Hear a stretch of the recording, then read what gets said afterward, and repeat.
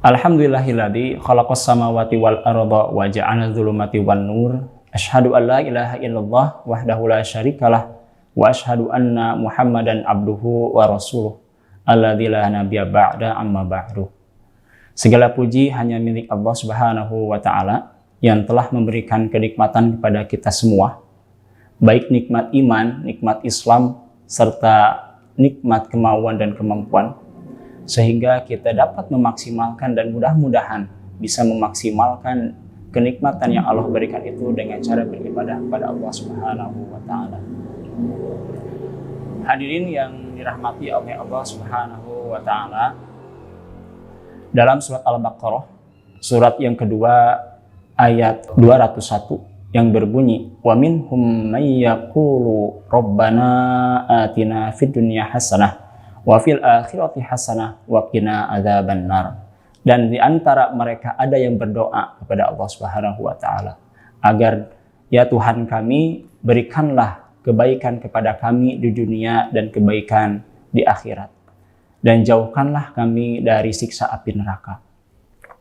Hadirin yang dirahmati oleh Allah Subhanahu wa taala, maka pada ayat ini adalah pengharapan dari seorang hamba kepada Allah Subhanahu wa taala agar kehidupannya di dunia dimuluskan, agar kehidupannya di dunia tidak ada rintangan, memiliki keluarga yang sakinah, mawaddah, warahmah, dan memiliki teman yang dapat menuntun kita ke jalan surganya Allah Subhanahu wa taala. Dan ketika kita memasuki akhirat, itu keluarga dan teman-teman yang soleh tersebut dapat memuluskan kita untuk masuk ke dalam surganya Allah Subhanahu wa taala dan serta dijauhkan dari siksa api neraka.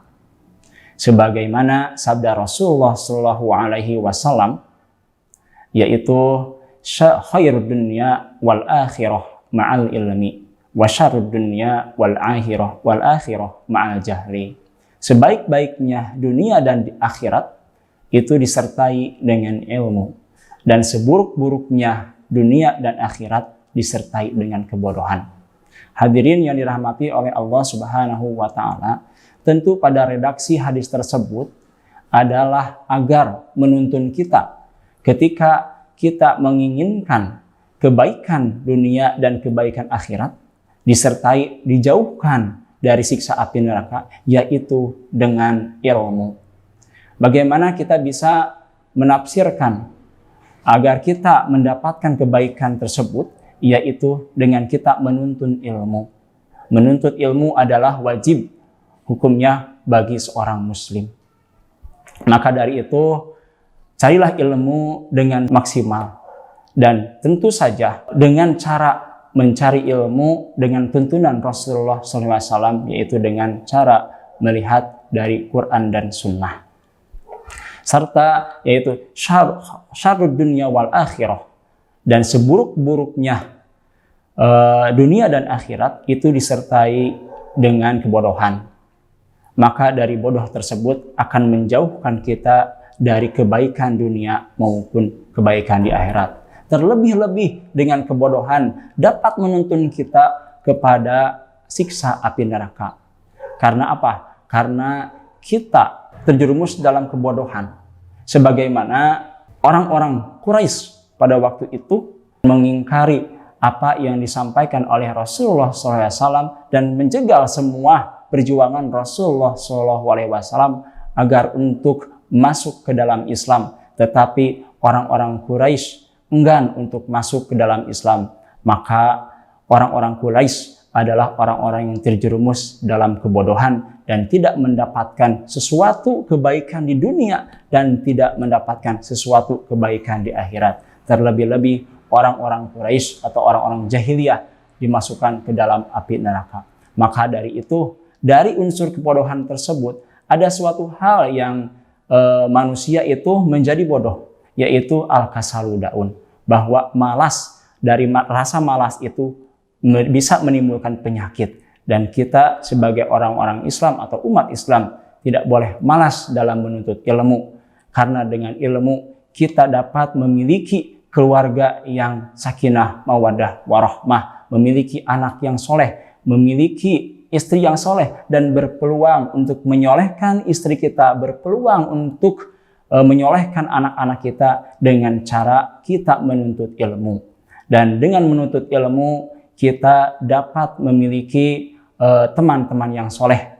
Sebagaimana tadi saya sampaikan, ketika kita mendapatkan ilmu dan bergabung dengan orang-orang yang soleh, maka disitulah yang namanya mendapatkan kebaikan dunia, terlebih mendapatkan kebaikan akhirat dan dijauhkan dari siksa api neraka.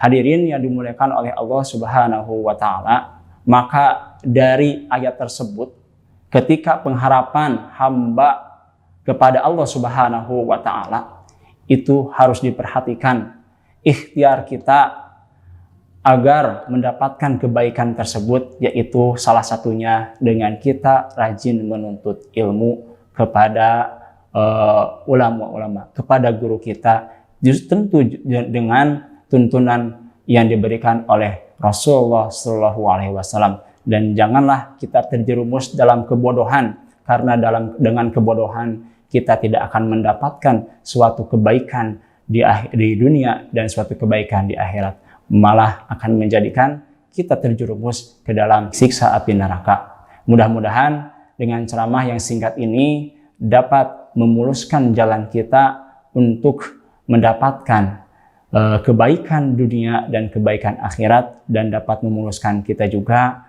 untuk memasuki surganya Allah Subhanahu wa Ta'ala. Rabbana atina fid dunya hasanah wa fil akhirati hasanah wa qina adzabannar. Aqulu qawli hadza wa astaghfirullaha li wa lakum. Wassalamu alaikum warahmatullahi wabarakatuh.